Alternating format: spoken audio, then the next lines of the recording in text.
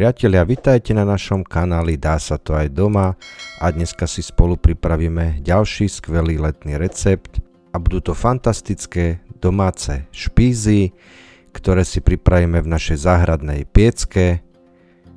No a pokiaľ piecku nemáte, nič sa nedeje, pretože si ich môžete spraviť aj v klasickej elektrickej alebo plynovej rúre. Začneme tým, že si pripravíme marinádu, a to tak, že si do misky dáme soľ, mleté čierne korenie, zaúdenú mletú červenú papriku, rozmarín, ďalej sušenú bazálku. Samozrejme, ak máte svoje osvedčené korenia alebo kombinácie, môžete použiť tie. U nás sú to práve tieto, ktoré práve používame, no a všetko to zalejeme dobrým kvalitným repkovým alebo slnečnicovým olejom a dobre premiešame. Nezabudneme pridať ešte dôležitú súčasť každej dobrej marinády a to je citrónová šťava a marinádu máme hotovú. Ďalej budeme pokračovať so zeleninkou, nakrájali sme si cibuľu na takéto štvrťky, pokračujeme mladou cuketkou, ktorú si nakrájame tak, aby sa nám pohodlne napichovala na kovové ihly, ktoré používame na špízy.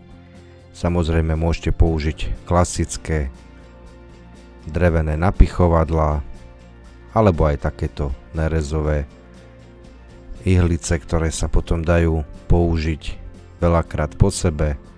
Pokračujeme ďalej s paprikou, ktorú si očistíme a znova si ju nakrájame na také primerané kúsky, aby sa nám dobre napichovala, ale hlavne treba dbať na to, aby boli tie kúsky približne rovnako veľké, aby sa vám potom pri pečení nestalo, že napríklad paprika je už skoro spálená, kdežto ešte dajme tomu cuketa bude polosurová, takže na toto si trošku treba dať pozor.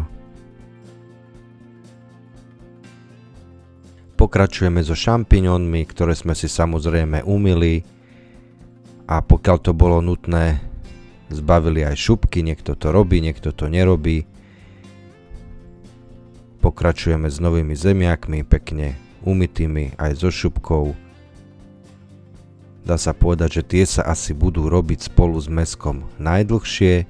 Nezabudneme na šery rajčiatka a mäso. Mäso dávame také, aké máte najradšej vy. U nás to sú buď kuracie prsia, alebo sú to vykostené kuracie stehná s kombináciou s kuracími prsiami, ale nemáme problém ani s bravčovým plieckom, napríklad, ktoré je veľmi vhodné na takéto špízy, pretože to mäso je trošku také masnejšie, nie je také suché ako stehno. No a pridáme si do mäsa 2/3 marinády a všetko spolu dobre premiešame a necháme odležať takú hodinku, dve ideálne. No a podobne naložíme aj so zeleninou, opäť vezmeme nakrájanú zeleninku, dáme si ju do misky a prelejeme našou chutnou marinádou a spolu s mäskom necháme hodinku, dve postať, aby marináda naozaj prešla všade a ochutila nám komplet celú zeleninu.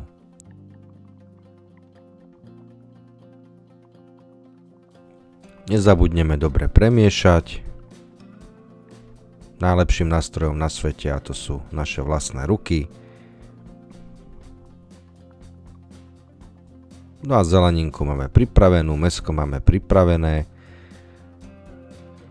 a po 2 hodinkách neostáva nič iné, iba pekne všetko napichnúť na grilovacie alebo ihly na špís v takom poradí, aby sa každému konzumentovi dostalo z každej suroviny primerané množstvo. No a tu už to máme pekne hotové, pripravené.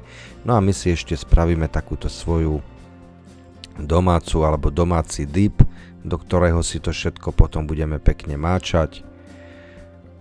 Dáme si tam majonézu, biely jogurt alebo kyslú smotanu. Pridáme citrónovú šťavu ďalej posolíme, nezabudneme na mleté čierne korenie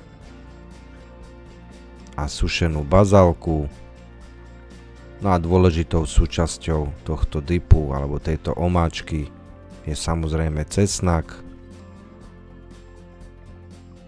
Už koľko stručikov nechávame na vás, podľa toho, ako máte cesnak radi. Ak to chcete ešte dokonalejšie, môžete si nastrúhať aj klasickú uhorku. No a na záver pridáme olivový olej a necháme taktiež odležať, kým sa nám budú špízy robiť, tak tento dip bude akurát. No a je tu čas zakúriť do záhradnej piecky,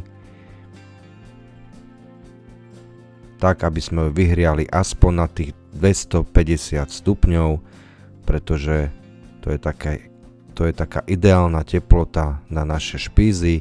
Pokiaľ použijete klasickú rúru, tak tých 230 stupňov by malo v pohode stačiť a za hodinku by malo byť všetko pekne hotové, zemiačky mäkké, mäso prepečené.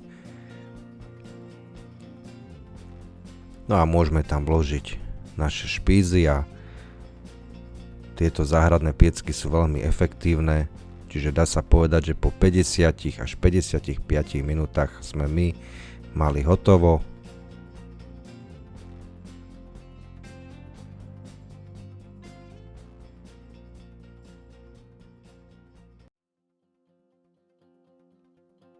...250 stupňov, ideálna teplota na pečenie. Ak to chceme pozvoľna. No a tu už máme výsledok. Fantastické špízy, ktoré sú krásne chrumkavé zo všetkých strán. No a k špízom sme si spravili gruzínsky chlieb chačapuri, čo je naša veľmi obľúbená príloha. V mištičke už máme dip a neostáva nič iné, iba sa pustiť do parádneho jedla. Ak sa vám toto video páčilo, nezabudnite na like, nezabudnite na odber kanálu, prípadne váš komentár. No a my sa už tešíme pri našom ďalšom recepte na budúce.